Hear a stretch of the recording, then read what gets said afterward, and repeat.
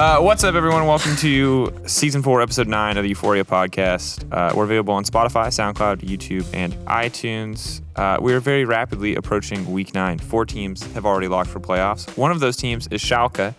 And I would argue the man at the center of that team, I'm not going to say soul carry, but definitely, I would argue the largest contributing factor is none other than upset. No, I definitely think our team has been getting a lot better. That's not what the numbers say. The numbers say like 30 or more percent damage. They say you do all the damage. And so my theory is upset is the big carry this year. I mean, kind of, I think we definitely have been playing around me getting resources like quite a lot. But I think ever since Trick joined, our mid jungle has been playing much better too. And Abe has been coming into his form maybe. And Trick individually as well has been performing really, really well, I think. So I definitely am getting a lot of help for me to put up these numbers. Okay. Someone accused me of hating 80 carries, if you understand why that, and need to understand why that intro came to be. And I was like, this is my moment to just let an 80 carry just totally... That was your chance, I think, to say it's all me. I'm the greatest player ever.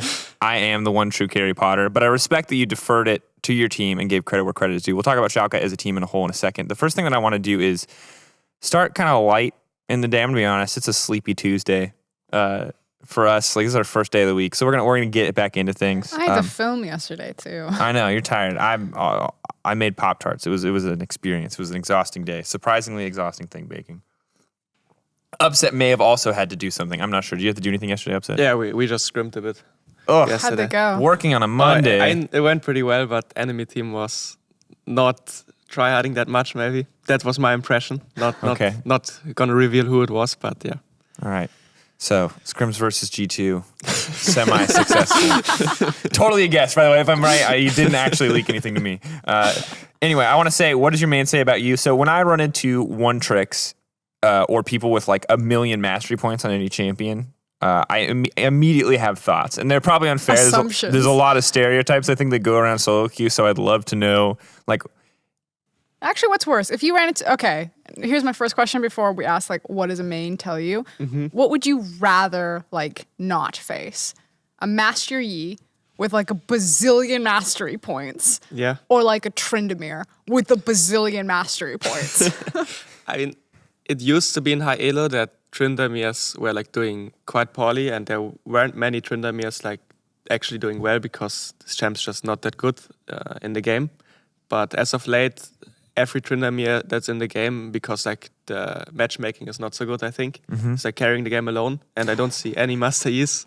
So I definitely don't want to play against the Tryndamere because it's too broken, I guess. The other question is like on the subject, you brought up Tryndamere and Master Yi, but is there any like champion that you see that like, or any kind of one trick that you see, because like NA was notorious for complaining about Riven one tricks and like Riven needing to like nerf Riven, she's overpowered, all these Riven one tricks are taking over. Is there anything on EU West where you're like, I hate playing against this kind of one trick or like these one tricks? There's like a bunch of talent one tricks, like 4 or 5, and they're just roaming bot all the time, and I have to build ninja tabis and I can't have attack speed, so definitely talent one tricks are the most obnoxious to play against, I think, because they don't even lane. They're just roaming bot, trying to kill me the whole game.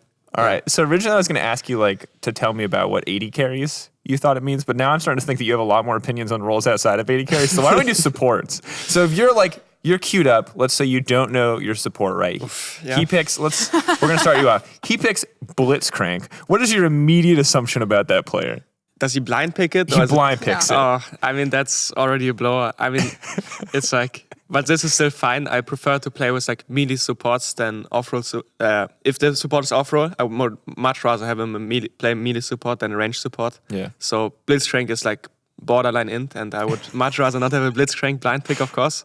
But when I see like, I don't know, like a Fiddlesticks that's off-rolling in my team, or like a Bard, that's definitely much, much worse, I think. What is wrong with Bard play? Like, do you think Bard is like one of the quintessential autofill champions? Like, people get put on support and they just play Bard? I mean, nowadays it's Pike, but there's like 2 Bard one tricks haunting me in soloQ. Like, I think his name is like Camouflaged Bard, and then he has the Bard club tag as well, and like over 1 million points. And every time I get him, we get in a huge fight because he's playing like really terrible, and I don't know what to do, and he's just portaling around the map, leaving the lane for meeps, and I'm it's just you hate bards because they just leave you? You realize but you have also they're Ignar like- on your team. I know Ignar likes Rome too, but it's a bit sad, yeah. But Bard is also like quite useless if you're not really good at it, because everything you can do is like skill shot dependent basically and timing dependent. So when you're like a Bard one trick and then he lands his ulti, but then he mistimes his Q, and there's like so many games on it, I'm just like questioning his life choices. Like, why does he not just pick maybe Braum or Alistar?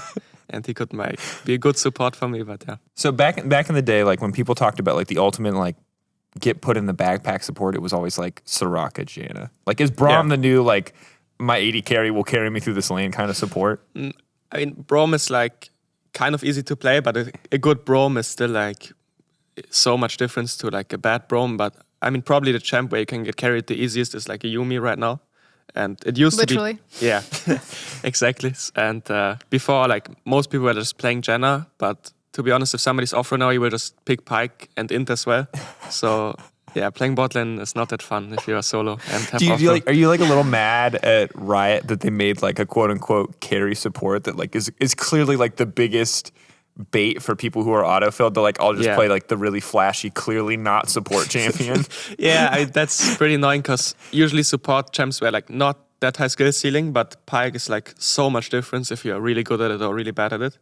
But I can't talk too much because when I am support, I like to pick Pyke as well and run it down. So yeah, I actually can't complain too much about Pyke players, but it's definitely like too high skill ceiling for the usual off-road support. Yeah. Outside of the G2 team, who like, how do you compare to the other auto-filled Pikes of the LEC? Like, do you think you're up there, or are you just one of a million auto-filled Pikes running it down in these games? I mean, I would think that I'm up there because like I play with really good Pikes. For example, like I played a lot with Hylissang's Pyke, so I know like the combos and stuff, but my hook percentage is probably like not up there yet, and I'm not practicing it too much. So yeah, if you look at the average LEC, I'm probably still like quite high because I play at least bot lane and I know how matchups work. But yeah, I'm not Hylissang in Pyke. Okay, is Hylissang the number one Pyke that you look up to? Yeah, I think Hylissang, and then a close second is Mickey. But Hylissang first, that's kind of interesting. I think most people would, maybe not most people. I would have given it to Mickey, but I mean, Mickey is really good on Pyke too, but I mean, Hylissang has like it was like a secret account, but everyone knows now. But he was basically like a Pyke one trick, and the amount of Pyke games he has is like so crazy. And what he does sometimes, you just don't even think about it. It's like his Pyke is like a bit more next level, but Mickey's obviously like just really good player. Yeah. Sure. Yeah. Now, I do want to hold to the original icebreaker topic, although you've given us tons of solo Q insight, because there's two champions I want to know about for very specific reasons, which will become very apparent momentarily. I want to know about Sivir bot lane players. Okay. If you see someone lock in Sivir, they only play Sivir, what do you think that this player is good at? What do you think this player is bad at? Like, what does a Sivir one trick tell you? Like, what are the positives and what are the negatives of a Sivir one trick? I mean, to be honest, there's like, in high elo, you most of the time play with similar people, and I actually never met a Sivir one trick. And if you think of a one trick, you're most of the time associated like with a player in high elo. But the closest thing to a Sivir one trick would maybe be, I don't know, I won't say it, but I guess maybe you guys could figure out who it is. But yeah, I mean, when you Sivir one trick, flaming reckless? No, of course not. He's like playing Corki and Karma now. He's smart. Garen, don't forget the Garen. No, but I think like when you play Sivir and you're one trick Sivir and you blind it 24/7, you probably have to be like really good at not inting laning phase, because there's, at least in past metas, there were many champs that can really murder you in lane. Yeah. So you need to be like good at not dying. And then in mid game, in solo queue, it's kind of easy to become like strong because you kill waves so fast, like you can farm so much. So yeah, probably like have a safe play style and then try to farm up and be good in team fights. That's what I would think about a Sivir player. Oh, that's interesting. So in my experience, what they do is they try to micromanage everyone in the early game because all they do is AFK wave clear. And then when it becomes late game, they get really mad that like, how did this player get fed when they were kind of just doing nothing on bot side? And then they flame you for the rest of the game. But in order to keep this balanced, Yasuo bot lane one tricks. Are there any of those in high elo? No, not really. There's like one player, he's called like Umayan. Oh, yeah? And he plays a lot of Yasuo, but weird. I don't really know who he is, but he's like quite good at Yasuo bot, but I don't know. He's kind of toxic. Do you hate Yasuo bots? Is it like... I mean, I don't hate them, and most of them like are quite bad. So it's like good for me if enemy picks Yasuo bot, but if it's like a really good Yasuo and he's playing duo Q, let's say, and I don't have a main support and he's just getting fed off my support, then it's like really unplayable because this champ snowballs really, really hard. But you have to be really good at it. So it's like it's kind of like balanced, I guess, like high skill, high reward. It's the situation then if you're facing like Perks' Yasuo and Mickey's Gragas down there, like is that immediately you're grabbing like the most defensive bot lane possible? You're like, give me the Tahm Kench, give me the Ezreal. Are you getting in there? Are you like Lucian all day? Yeah. No, the problem is if you pick something like that's weak in lane, Yasuo will abuse you and he can snowball. So you have to match it like with, for example, a Zyra Rakan or something that can match it in laning phase, because you don't want the Yasuo to be snowballing. Otherwise it will not end up well. So, question. Upset's bringing the Bants today. Upset, I like this. Upset, you have to build the perfect flexQ team. Okay. Let's say your mission is to like, you're like, one of your friends is playing League. They're like, man, I really want to like get high rank in flexQ. And you're like, I can help you. We're going to build the best flexQ team of all time. They're playing jungle, you're playing off-roll something, because you don't want to play AD carry. That's boring, right? Yeah, sure. You now have to build a bot lane, and you get to choose between the Sivir one trick or the Yasuo bot lane one trick. Who do you pick? I mean, is it like Reckless or Perks in this metaphor? I mean, it might be Frost. Sure, it might be Frost or Dracos, but sure, Reckless or Perks. Okay, I mean, if it's like not super high elo players. No, not super high elo I players. would much rather have the Silver player, I think. Because Yasuo is like way too hard. I don't like, even challenger players are like most of the time like not that insane at Yasuo. So yeah, much rather the Silver player. You chose wrong. I'm the Yasuo one. I would definitely do better for you. I just want everyone to know that Ender and Draco, so we do flexQ and I jungle for them, and they troll the out of me all the time. They bring Bard Zoe to the bot lane. What is Bard Zoe ever going to do? That's what they said about our Yasuo Zoe lane, and then for some reason, the admittedly silver enemy bot lane did tank 3 trouble bubbles back to back, and then we won. For us, current our flexQ elo is abysmally low. We can play what we want. I hate them. Seems right there. Yep. Yeah, which is why I feel you on the useless bard comment, because as a bard, Because he is useless. no, as a useless bard, I'm like either hitting every binding and I'm smurfing, or I hit one binding at level 1, and then after that power spike, you kind of spend the rest of the game in a power trough if we want to go back to season 2. This is how Dracos goes. You can always tell how the lane phase went because you hit tab and he's either running around with double zeal as a bard. Hold on. I'm either running around with Kerch's Shard and a Hextech Revolver, or I don't have any items and I'm 0-4. So, Rapid Fire Cannon Bard. Very strong. Actually, Hillesang was in fact playing Rapid Fire It's plus good. Iceborne Gauntlet Bot. Yeah. You can't get away so from him. good. You actually can't escape. You also can't go in on him. It's just... Okay, I'll try it. I'll try it on AD. That's not... You could try it on 80. You don't farm well. We've tried that. You don't farm well? No, so Why? so just to digress one small more bit. This is a little self-indulgent. So me and Ender play bot, but both of us hate 80 carry. Because neither one of us ever want to be in a side lane farming. So we pretty much rock, paper, scissors to see who gets to take a support item in Rome and who has to farm. Because 9 times out of 10, we're either inting or hard smashing lane, so most of the gold comes from kills anyway. So I've tried carry bard starting with Doran's Ring. Farming is miserable. Actually impossible to farm. Character's not I good. can see it, yeah. It should be hard, yeah. But if you play it, send me the replay file. Okay. I will get Phil, our producer, to make you a 30-second And it would montage. probably be I like won't do that, Phil. I front promise. page of Reddit, like S4 upside, running it down with Spart AD.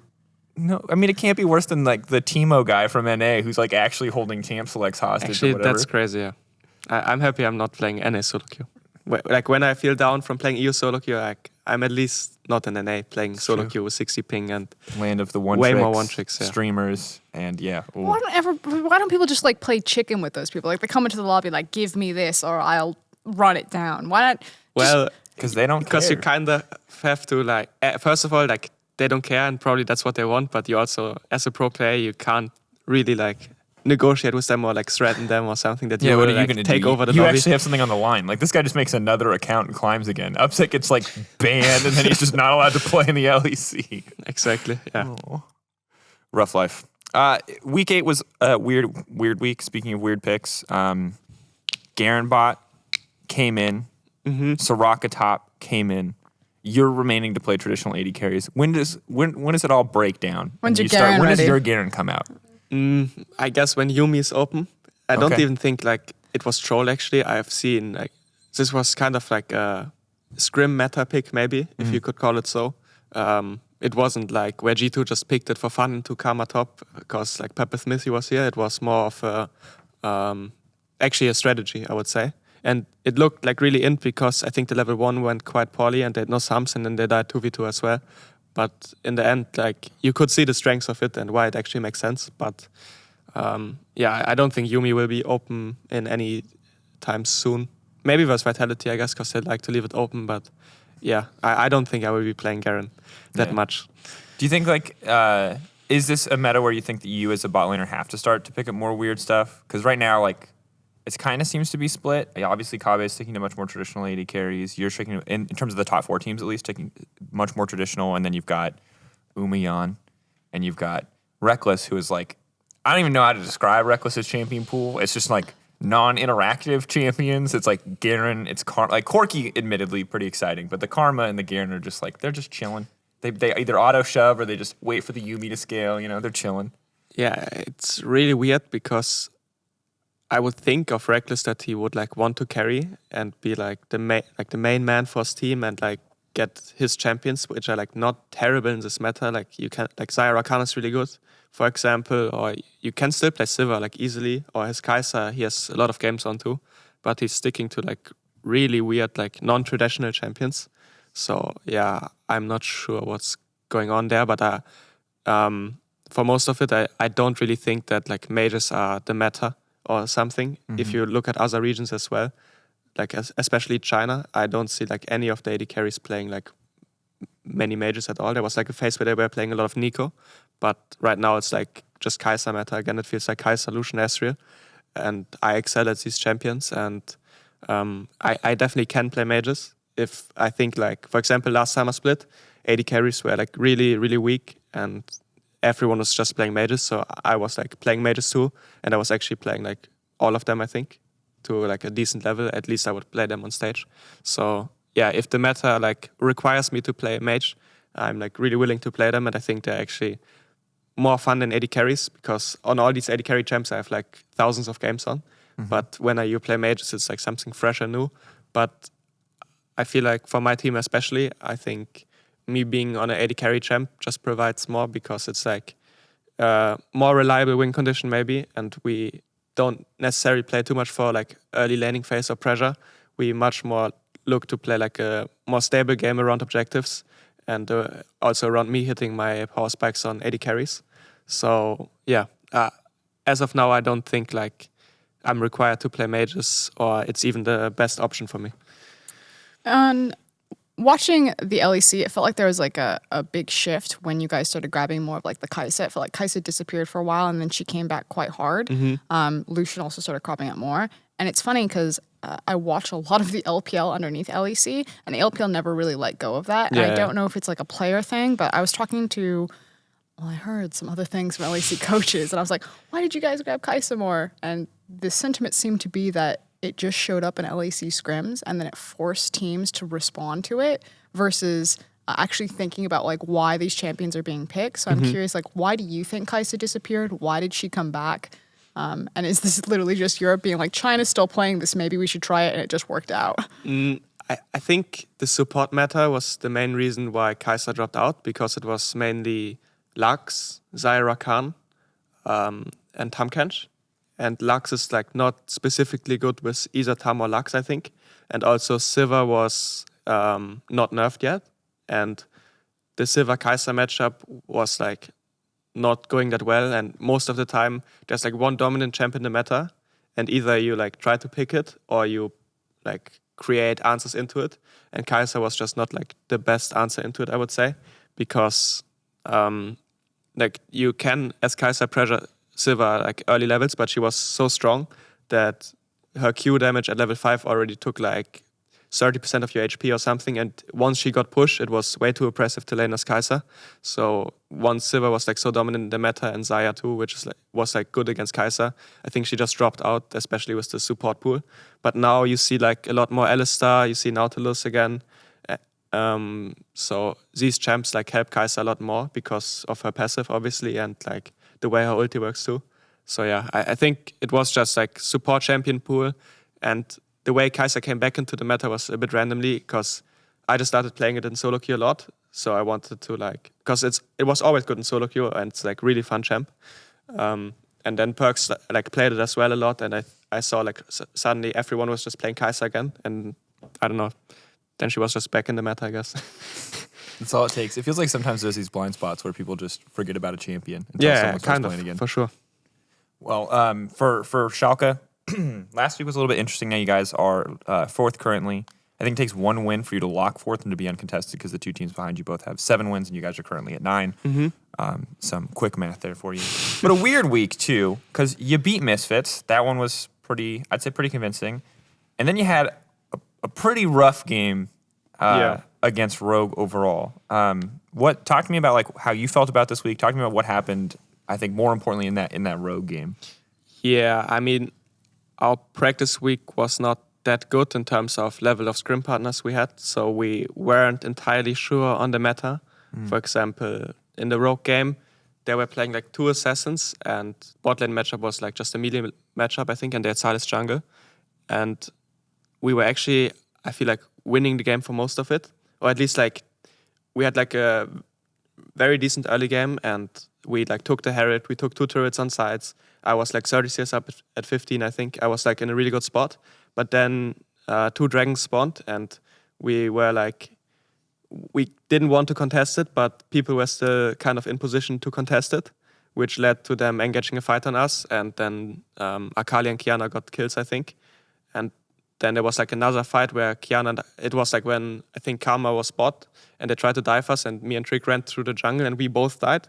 And also the play on bot failed, where like Odo died and Aatrox died, and then it was like suddenly 1-7.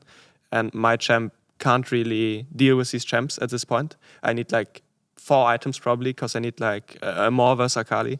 And Qiyana, if she gets like a good flank on me, I will probably get one shot. So it just snowballed out of control, even though I felt that the enemy team was actually quite lost on the map, like just macro-wise, but they were like good at starting fights for them and getting good fights. So the assassins just snowballed, and it felt like we didn't have a game like this in such a long time, I feel. So it was like quite sad, because we didn't really show anything. We just like got snowballed on, and it was over, even though we were like in a good spot, I felt. So when you look back at this in terms of like what you could change going into that game, is it, hey, we need a better read on the meta, some of these picks shouldn't have been allowed through, or maybe, hey, we understand a bit better now how to play against like this Qiyana Akali kind of duo? Or is it something that you look more in the game as to correct? I mean, there was like one very specific thing in draft, because we knew like that he is quite good on Qiyana top, and that's like a strong champ, but we weren't quite sure how good it would be, because we thought like, I mean, I can't go too much into matchups, but we thought we had like a good situation, but it didn't end up playing out this way, I would say, matchup wise. And then our bot lane draft was like quite weird, because they banned like, I think Ezreal, Sivir and Lucian. I can double check for you, but yeah, or something like this. No, Xayah, Ezreal, Lucian, and they picked Kai'Sa like away from me. So bot lane we had to play like something that's not super strong in the meta right now, which led us to like not maybe having the impact we usually would have, because we played like Tristana Brome versus Alistar Kai'Sa, which was kind of like we didn't provide too much pressure for our team till like much later on, I think.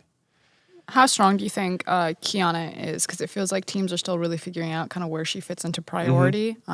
Blind pickable, maybe if you're someone like G2, who feels like you can flex it everywhere. Yeah. Maybe Splyce can also go that route, because it feels like they can probably flex in 3 different positions. But where do you, as Schalke, feel that you hold Qiyana?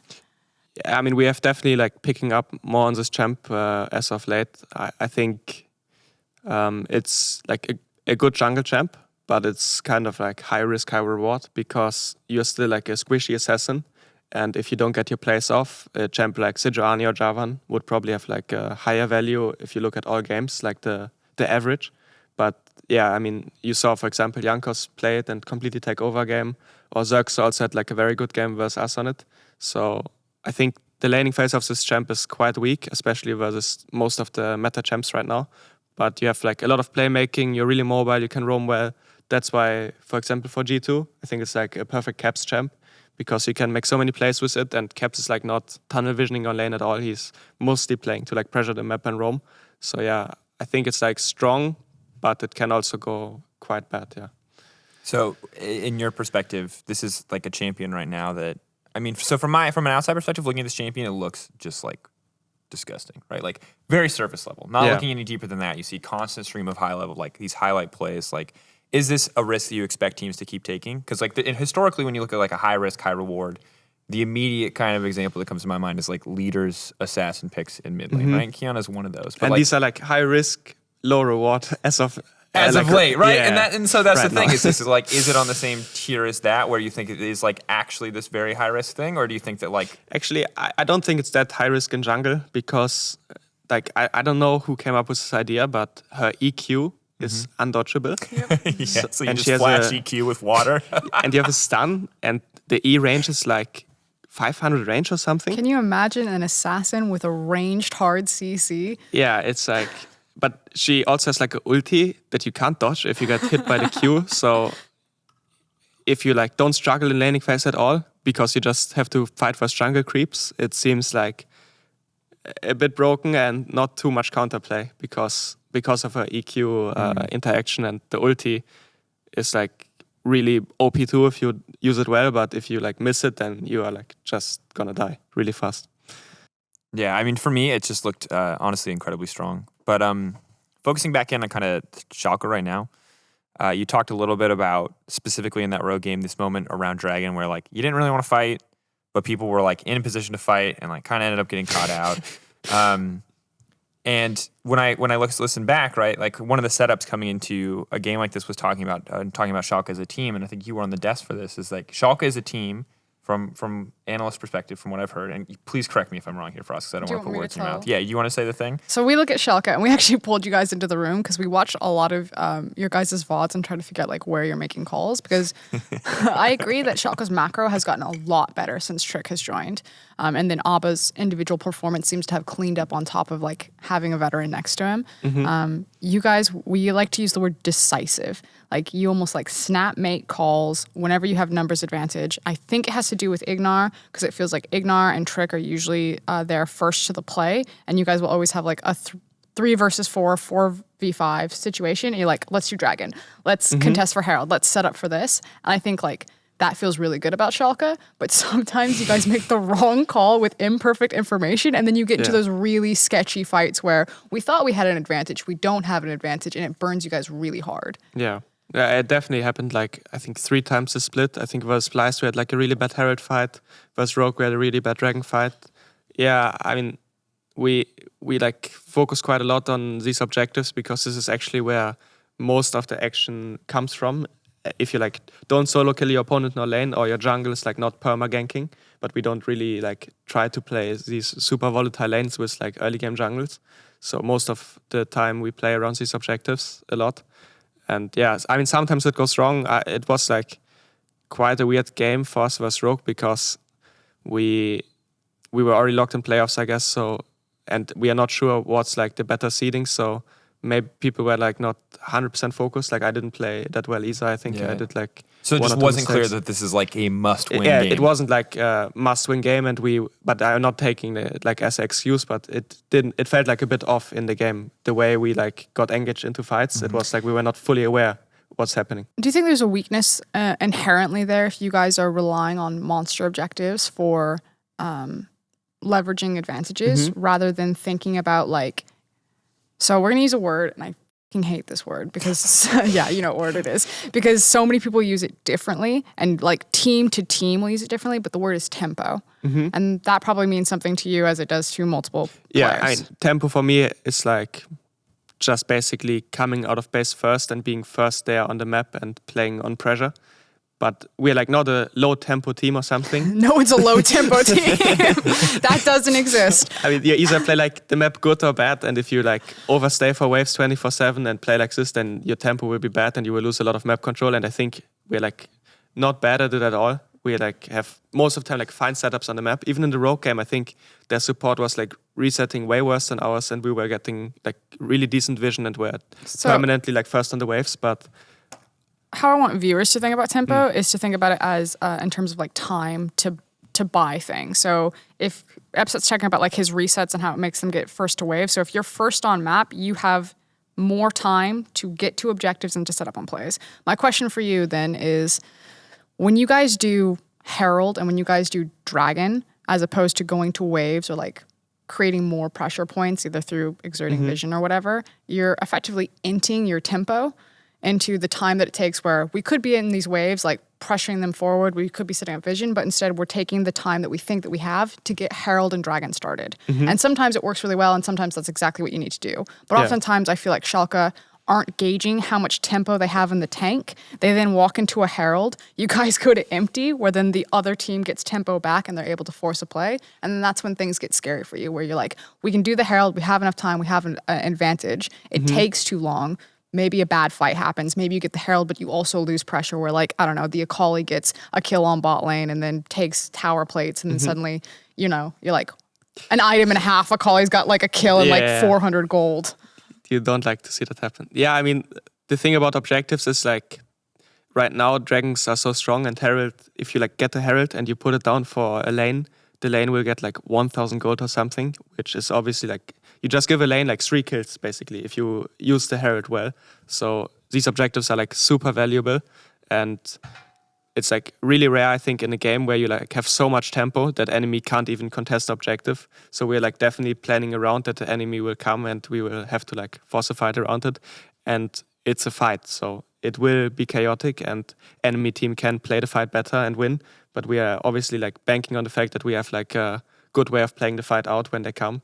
But yeah, sometimes it goes wrong and we miscalculated like with how many people they can contest the Herald, for example, or like how our map setup actually was. But yeah, I mean, I think our biggest problem in like early game is not that we are like bad in lane or anything. I think, for example, if me and Igna get like a Thresh Lucian or something, I have like quite good numbers in like my CSD and stuff at 15, for example. But we still don't really usually play. The fly is like attacking you. You're doing a good job for saying it's not there. Yes, the infamous EUphoria fly. But we like really rarely get like solo kills or something, and the way we play around our jungle is also not necessarily that we like pressure a lot or force a lot of plays in like laning phase. It's much more like farm for level 6, look for like a Sejuani gank with ulti or something, play to like push out waves more. So yeah, we're definitely like a less explosive teams, and where we like start to get a lot of kills is around the fights. So we are like kind of, if enemy team doesn't int around the fight, we hopefully get the objective and know how to snowball, but we're like not a team that takes huge advantages in laning phase, I think, or with like getting really good matchups through flexing top and mid champs and like trying to abuse the enemy in laning phase too much. Is it fair to condense all that information to say that Schalke is a team that is much more reliable on contesting fights because you guys have such great controlled team fighting versus trying to advance like you're saying individual advantages through either like 1v1 kills in solo lanes or 2v2 kills? Yeah, I think our pressure play on side lane with solo lanes is something we've been working on quite a lot, because it's not like they play bad on side lane or anything. They are playing quite good, but other teams just look for a lot more opportunities when they're playing champions like, for example, Akali or like whatever, right? Just like champs that are self-sufficient and can go for plays themselves. We are still opting to like rather set up a really good fight instead of like using your champ to maybe the fullest potential individually. So this is something we have been working on, like how to maybe generate more pressure with your side lane champs and actually like being confident in going for the plays and making it happen if you have a lead. Is this ever like a battle, this mentality of like, it sounds like very controlled League of Legends, very objective focus? Because the counter to that I see is that you have really aggressive moments in the mid lane.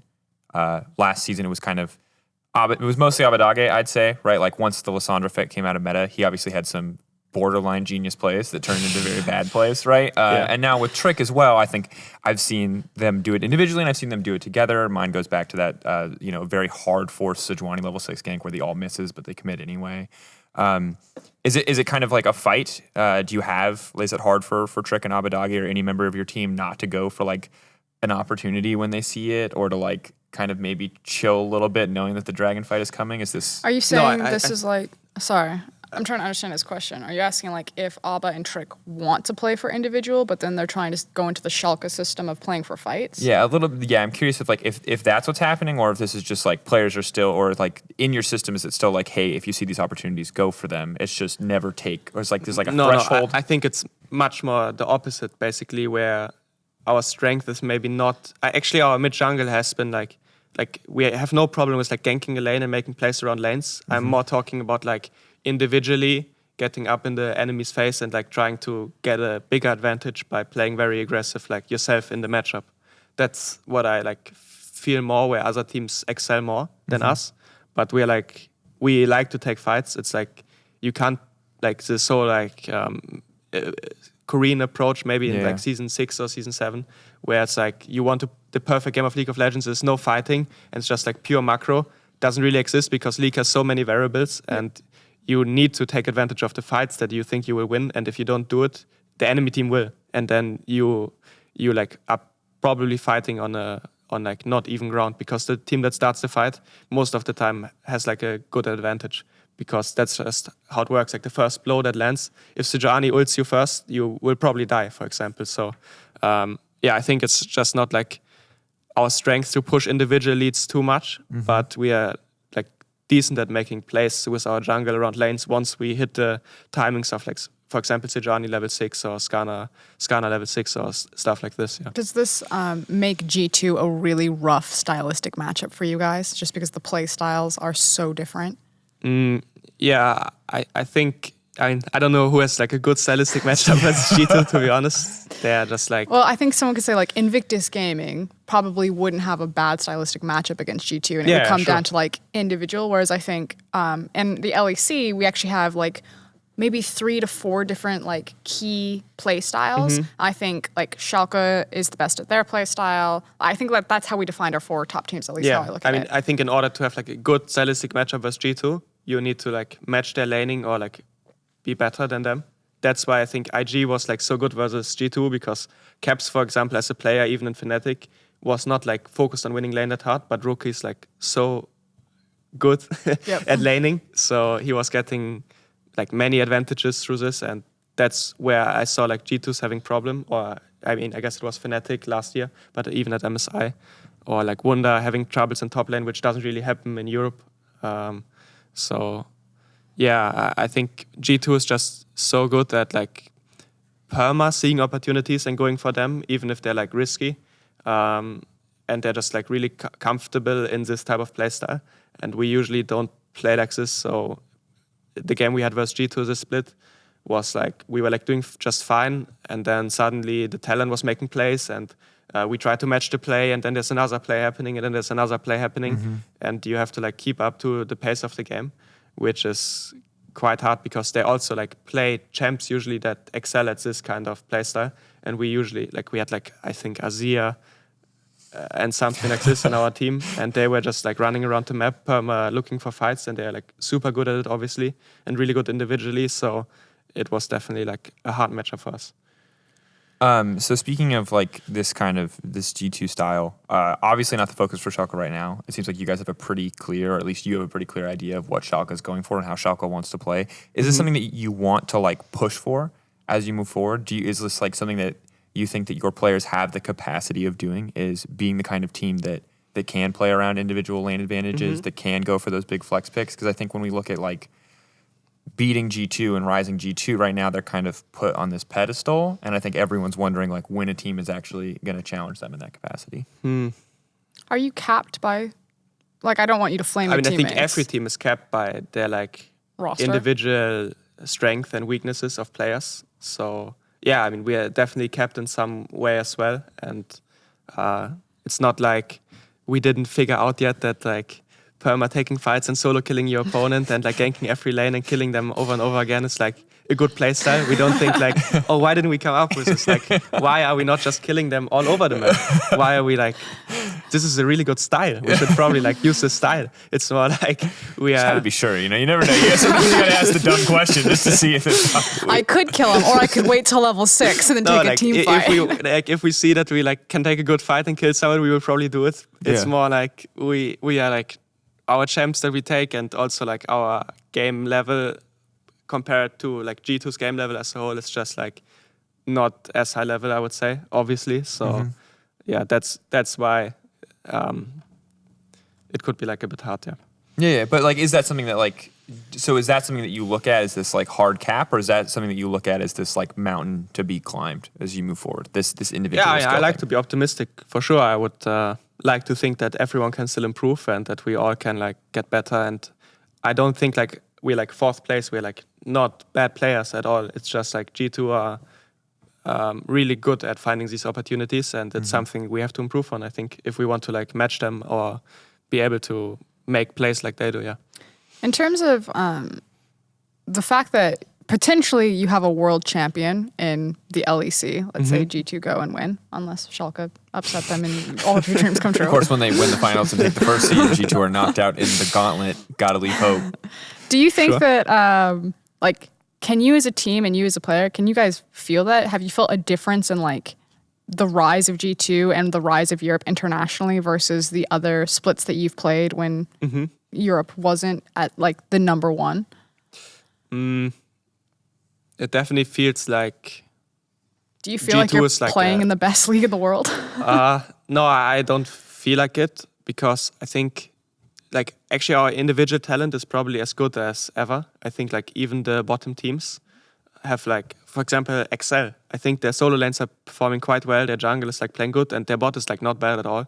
Like before, if you look like at much older splits, I feel like the bottom teams were like not that stacked on talent at all. But now our league is like quite good. But when I watch like, for example, LPL, I feel like we have like one team that's really good, and then maybe Fnatic, and Origin dropped off too. So it's like G2 and like Fnatic is quite good, and then Splyce is like quite good too. But when I watch LPL and I see like Top or FPX or RNG, I mean IG is like not playing that well, but I'm pretty sure if IG was in Europe, it would be like really, really rough for all the teams, like no matter what.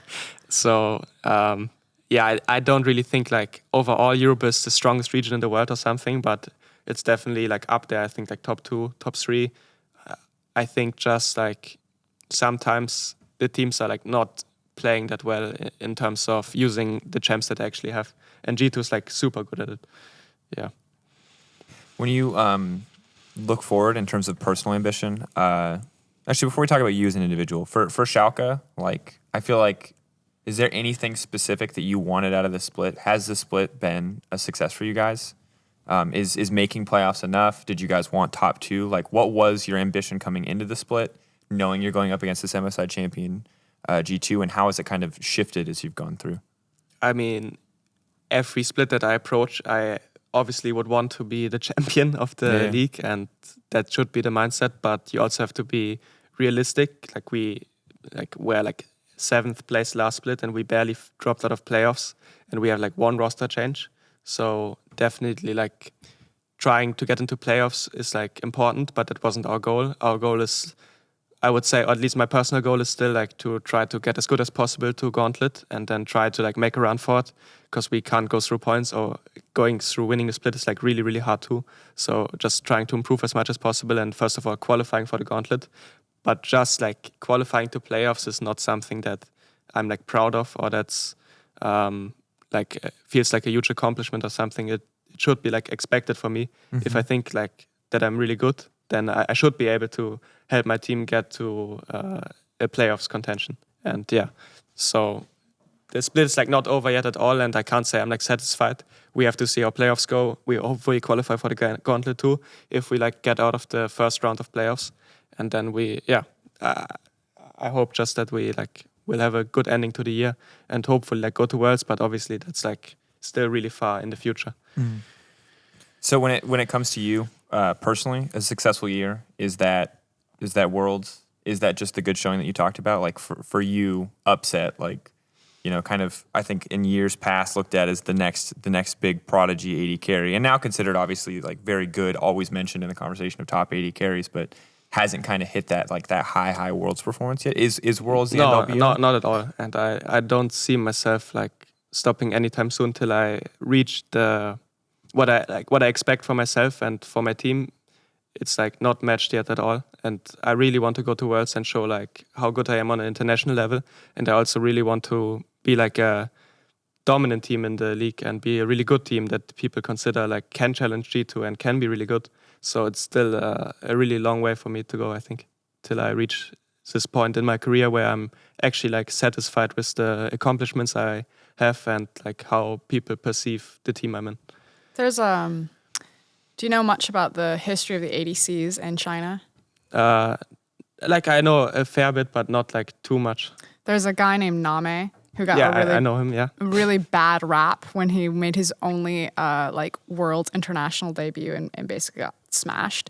But looking at the ADCs in Europe, especially because there's so many talented bot lanes this split, I can't help but like, because I'm trained through the lens to like look at ADCs, feel that you kind of remind me of like Name in a sense where Uzi's the big guy that gets all the recognition. He goes internationally. He's always succeeded. He's been like the face of China, and he's like really good. But Name would like smash Uzi for so long in domestic split, but then just never got to go internationally. Finally went internationally and then made a fool of himself, and that was just kind of the reputation that was left of his legacy. Not saying that you've gone internationally and made a fool of yourself, but there's just like this timeline where people will see Reckless, they'll see Perks now, and there's like people are starting to respect the European bot lanes, but it's almost like a shame that we talk about like the big four bot lanes, and it's like Reckless, Perks, not in any order, you, and I think Kabe, Patrick, maybe last split, but kind of like top three, it's always going to be you three. And no one's gotten to see you yet. Yeah. And it just kind of feels like a shame. Yeah, I mean, definitely like has been a huge disappointment, especially after going to finals last split and being like the number one AD. I mean, I was like voted number 2 AD last split, but I didn't get to show anything in playoffs or like show at all like how good I am in actually matches that are like bigger, than just like regular season games. So yeah, definitely like some regret in this regard and trying to like get up there. But it's good to hear that even in like the face of that kind of regret or frustration, that you still have these very like long-term, very kind of I'd say like bold aspirations for yourself. I think you talk about the team from like a very immediate future perspective, but I like that you talk about yourself from a more long-term. I think that's pretty healthy, and we've all honestly like heard a lot of people who are very like, I will live or die on this split, right? Like making this out like it's the end all be all, but I like that you have this more long-term perspective. I mean, I get like a lot of inspiration from other player stories or like seeing other players. For example, I mean, even like Rookie was like not being like a contender in the LPL for a long time or like even close to winning the LPL, but now he like is a world champion. He is a LPL champion. He's like, everyone finally like saw how good he is, and he's like kind of free of all these thoughts like you have to accomplish it. And I think there are like many players like this where they were like at a really bad point, but they just like kept going and they knew they would eventually make it. And that's like what I used to how I used to look at my career as well. Well, you keep going until like you get to that point and you can say like, I have no regrets, I accomplished everything. Or do you think that there's a world where... I think I will like never stop till I don't enjoy at all what I'm doing, because I also really enjoy playing the game competitively. I'm a very competitive person, and the game in itself, like with all its flaws and how soloQ is sometimes frustrating, and it's how sometimes frustrating to play in a team and with all the issues around it and like not living up to expectations, it's still in the end what I really want to do, and it's something I like wouldn't want to stop doing for anything right now. It's like exactly what I want to do. If there's these theoretical teams that you can join, and on one hand you have a team that would make sure that you were a world champion, but let's say it's not, the game is no longer fun to play, it's no longer enjoyable, like it would just be a complete slog. Or on the other side, maybe you're not a world champion, but you're with a group of guys that you enjoy playing with, you feel that you're still I would definitely want to be the world champion. The world champion is what you want. I mean, I'm not saying like I think no job is like fun at all times and stuff. And obviously like I'm sacrificing stuff. I didn't mean it like that I have to have fun, to play competitively. I just mean like if I don't enjoy my life, Yeah. how it is, then yeah. Eventually, there's a That point was where you great. want I to think stop. there's no world champion Yeah. that would be like happy at all times and like everything is going super No, well. I don't think she was accusing you of being like, I think she was trying to figure out the line, right? Like she was trying to figure out like, okay, but how much is fun actually important? And apparently world championship, world like, champion I don't is care. like obviously the dream, and that's like so much more important than anything. Like I would like be fine with like going to relegations for 4 splits and like always struggling. If I knew that I would be world champion, it would all be worth it, I think. Dang. That's intense. I feel like I'd get way too cocky if I knew I was going to be the world champion. I'd be like, I shouldn't be here. Like, when is it going to happen? When am I going to be insane? When are we going to pop off? Like, guaranteed knowledge light at the end of the tunnel. Twitter questions is something that I do want to hit, but before we do that, I want to briefly talk about kind of the best bot lanes right now in the LEC. First off, my immediate assessment is right now that Perks and Mickey are still the best bot lane in the LEC. Do you think that's a fair statement? Yeah, I think that's a fair statement of the performances. Definitely. Yeah. I think they're like the best performing bot lane in the league. Do you think that like they are miles ahead? Do you think that like it's just because they play on G2 that they get to look so good? Or do you see that they're like just barely number one? Is there anyone like right behind them at second that you put? No, I think like their synergy together is really good. They fit really well in the team. Their team is obviously by far the best team in the league right now. So that automatically will make you look better. Like no matter what, if your team is winning 90% of games or like 95% of games, you will have a lot more games where your team is doing well, and so you are doing well. But they're also doing well by themselves. Like I think Mickey is like a really great support in lane, especially. And there's like a wide champion pool, and Perks has a really good champ pool too. They play well with each other. I think they're like a really, really good bot lane. Yeah. So then the question for me is, who is second? Because G2 first feels like easy. It also just feels like a safe statement to make. But then who is behind them? Because I think a lot of people, Fnatic fans would obviously say the Reckless Hillsang bot lane, but I don't know what to think. It's hard for me to rate people who, for Reckless, because he's playing a lot of the Karma and the Garen, and the Corki game is obviously much more easier to identify where things went right and wrong. I think bot lane is kind of tricky because it's 2 people in one lane, and you can like look at one person and you can look at the other person, like what's the individual level, and then you can also look like how they play together with each other. Like rating AD carries is much different than rating bot lanes, and it also depends like what criteria you're using. For example, like if you would use like if you would swap out G2's bot lane with a different bot lane, for example, how much impact do they actually have on their team in like carrying them and all this stuff? So, for example, the Fnatic bot lane, I know like Reckless and Hillesang are really good players, and I think Hillesang is like still playing really similar how he is usually playing, but Reckless is definitely like taking a weird turn left in his like champion pool, and is much, much more supportive, and I don't see him like really excelling at his strength that we know him for. So I wouldn't rate like Fnatic's bot lane as like a really good bot lane, but as players, they're still really good, right? So, but I don't think they're that detrimental to their team's success necessarily, them just as a bot lane. But they obviously still bring a lot to their team. But I think me and Igna are definitely up there too. I think, I guess Corbin or Scarin are like playing quite like consistent, at least like quite good. But I feel like this split, Splyce is much more about their mid jungle, especially their mid laner having like a lot of really good performances, and Xerxes is like really dominant in terms of stats. I think like he has really low death. Like he just does very little mistakes, but he's still really good at like finding plays and is like really consistent. So I think this is like much more their backbone of the team now than it was in spring, where Corbe had like a lot more good games where he was carrying, I think. So yeah, I think Splyce bot lane is like good. I think me and Igna are quite good, and then it's like G2 Fnatic, I guess. But I mean, not in order, I guess.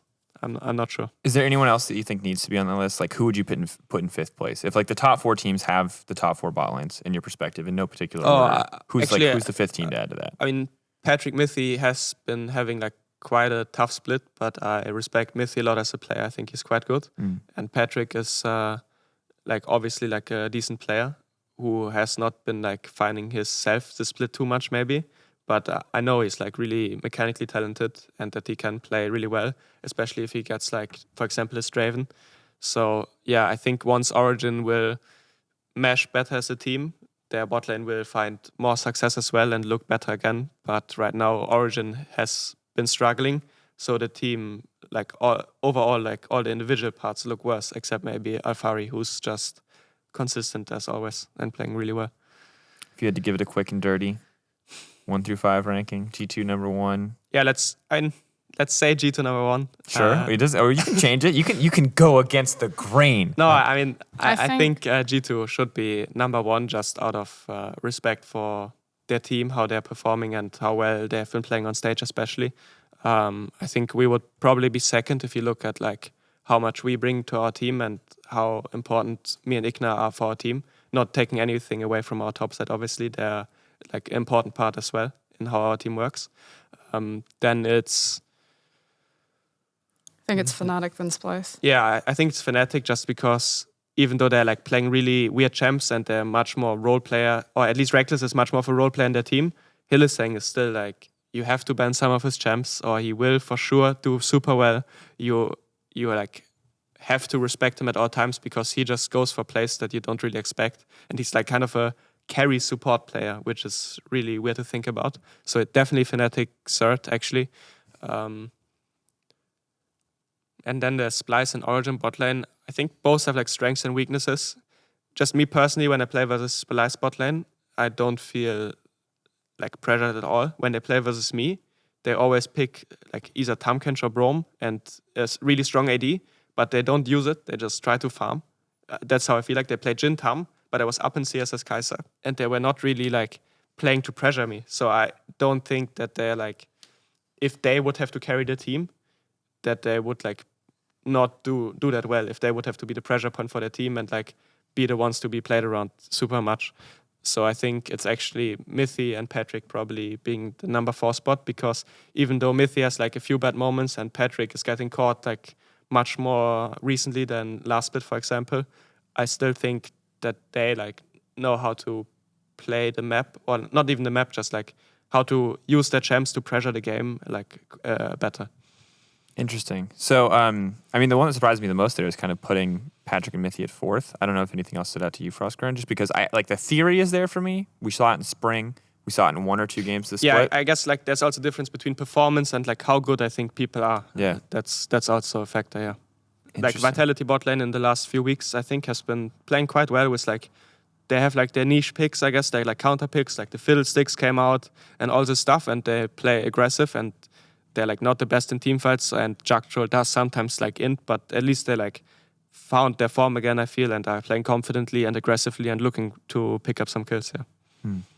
I kind of think of it as like champion pool, wave management, I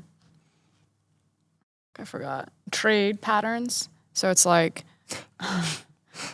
well, so Norse Garen's a really easy example. Norse Garen on hook-based champions and like his Braum, I think his Nautilus is good, but like his Rakan is quite weak when you compare him to other Rakans in our league. And I know saying that seems like... Especially after no, the but Korea, like Rakans the are crazy so stacked 5 in our league, I think. Like Hylissang, Mickey, Igna are like super good at Rakan. And like Norse Garen did just have that amazing Rakan ultimate, which was good, but watching him play Rakan in lane is not the same as like when he's bending hooks as Nautilus around like creeps and like being able to scope people out. I think Ignar and Upset more recently will take like the Lucian matchups and try to go aggro, as well as play like, you guys can play strong side and weak side now. Like your champion pools are much more diverse. And even when you guys do take like the Lucian Thresh stuff, you still are able to manage your wave correctly, where you can pull it back, play weak side, and allow Ignar to roam on a push or on whether a freeze before a crash comes in.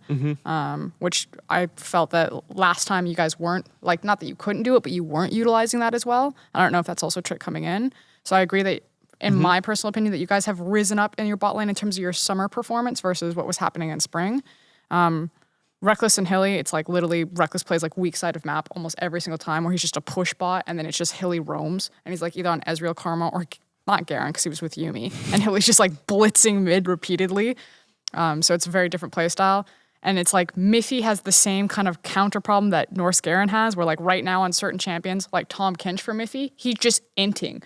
He even said it in an interview. He's like, this champion just like baits me to int. And normally he's like a really good Tom Kench player, but now he just won't go anywhere near River. So I feel like his effective champion pool in summer is like quite smaller than what we normally expect it for Miffy. And that's kind of the same thing for Norse Garen. If you see them like on their champions, they can still pop off and carry. And you would say that Miffy would probably do that more consistently than Norse Garen because he's like a much more experienced player. But like that's the problems that I have with like the Splyce bot lane versus the Origin bot lane. Does that make sense? Yeah. It's interesting. I think so. Final question for you, Frost, before we hit Twitter questions. What? You're picking a bot lane to go on your brand new team. Did I buy a team? You bought a team. Sure. Okay. You bought a team. They're great. They have a very aesthetically pleasing logo and jersey design, which makes you happy. And every time you look at it, you smile a little bit. You've not decided on your top side, but you want to start with your bot lane. Let's say you can pick... First, are you just going to pick G2 bot lane? Because then I'm just going to change the criteria so you can't just pick G2 bot lane. Or take G2 bot lane and put Perksmith. I think the better thing is like if you can only take a player from one team, Sure. so you have to pick like where you're going to pick your G2 member. Yeah, so that's all another way to restrict it. So you can't just pick 5 members of G2. But I'm just trying to figure out like, is there anything that which of these bot lanes do you value the most, right? Because you talk about them all being very stylistically different. Which one would you value the highest? Or what combination would you like to see if you would have to split up bot lanes? Ooh, I like that too. Upset's way better at this. You should host this show. I really want to see. I would love to see how you are performing, how Mickey is performing together in a bot lane. I think. Again, coming from the LPL, for a very long time, you had really talented ADCs and you had really talented supports, but it took forever until you got to see them play together. It was kind of like 2017, 2016 summer when you finally got like Mata with Uzi. And everyone's like, yes, this is what we've waited for. And I've always really wanted to see that in other leagues now. And now looking at the LEC, like, I think that's why Reckless and Hilly were on top for so long, is that you had a really good support and a really good ADC. And for a long time, Europe's had some really garbage supports. Yeah, especially Reckless supports throughout his career where like... It's been a bit of a yikes role.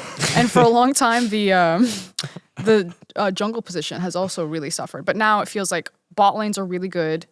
Jungle, I feel like we have like a lot of really talented junglers. And so now I just want to see like another G2 where you take all of the like star players and like condense them together to really see like who is holding who back, or not holding back, but like how it fundamentally changes the matchup. I would love to see Mickey with all of the ADCs against Mickey and Perks to like figure out like how much of it is that combination versus how much of it is Mickey like helping Perks learn his role. Really want Hilla saying Perks. Because the thing that Hilly Perk would be so funny. The thing that Perk said to me when he was on this show, and he said a few times, is like, look, the thing about G2, why we're going to have bad games is like when we int together.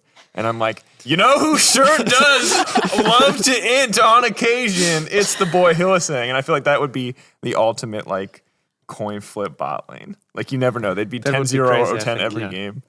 I would love to see that too. Yeah, for sure. That's what I want. Let's get some of the Twitter questions in. Frosca, do you have any that you picked out that you wanted to start with, or I can just jump into them?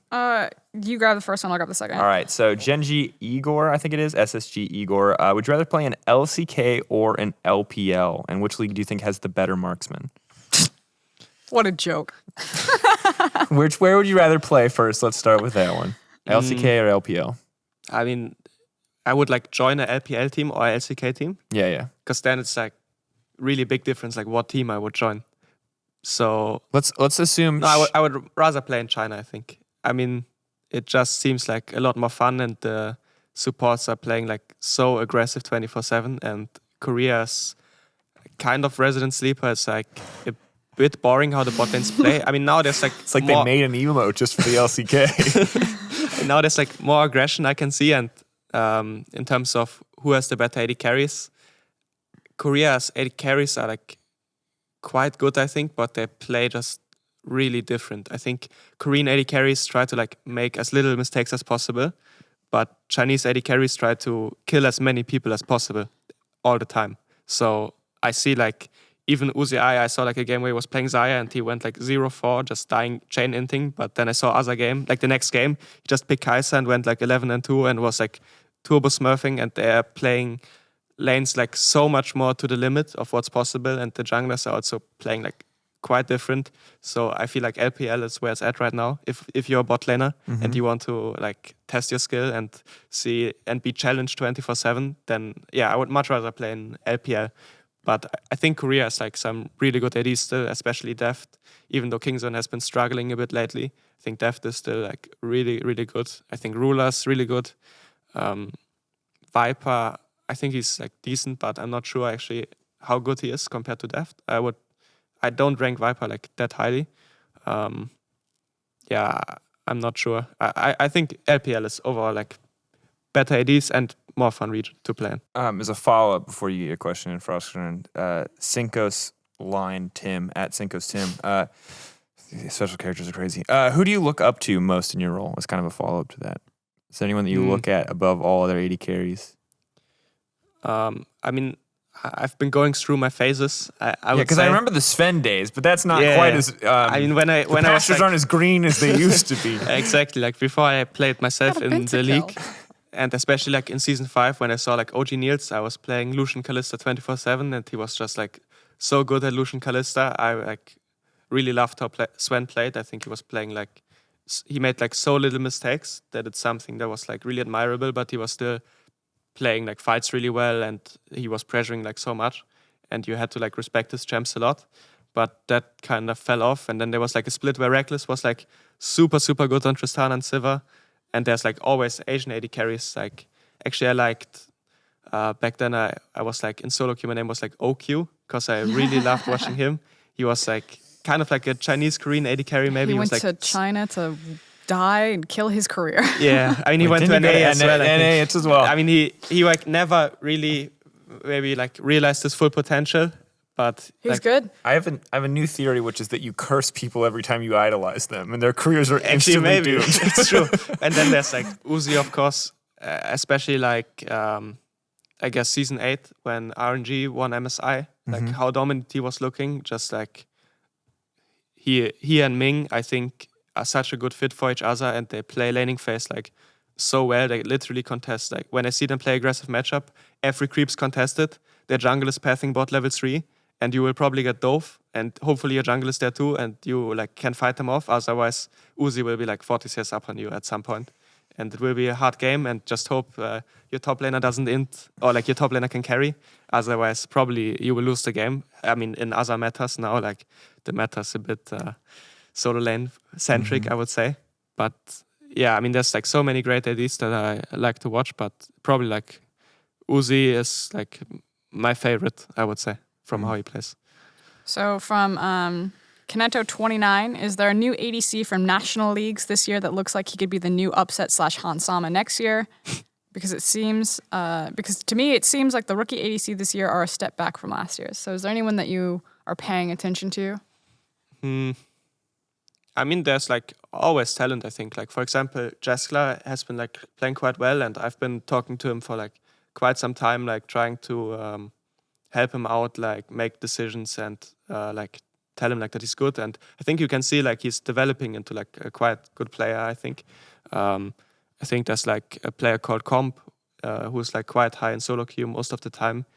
I can see him like be like talented, but I guess the newer AD carries compared to like how me and Hans were when we came into the league is like a bit less hype or like lower expectations. But I think there's like quite a good of AD carries that are just fine. But who will develop into like a hard carry player or who can actually have like big impact games on stage, that is like to be decided. One more, Frosco, if you got it.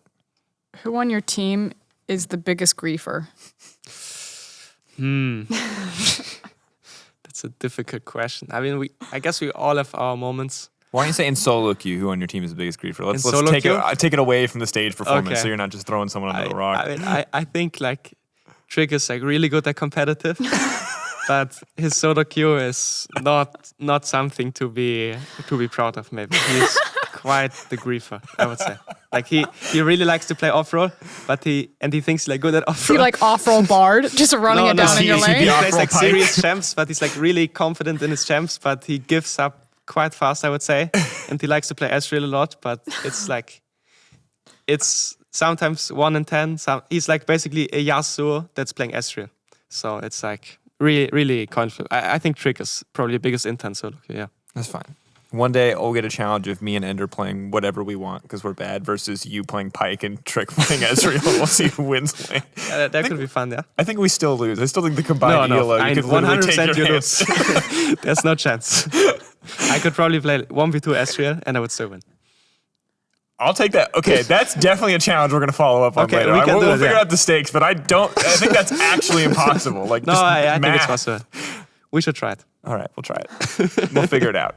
Anyway, thank you to everyone who sent in Twitter questions. Thank you, Upset, for talking to us about, honestly, a whole variety of topics. This has been season 4, episode 9. Got it. You know where we're available. I hope you guys like the show. If you haven't seen it already, the Dive ad came out yesterday. We did resolve our bet with them. The superior analysis. The superior analysis of the Dive. Also, we're still figuring out this Quickshot frog tattoo. We forgot to mention it for a few weeks, and I think he thinks he can get out of it, but he's getting a frog tattoo. So we'll follow up on that later. Thanks for watching, guys. Bye.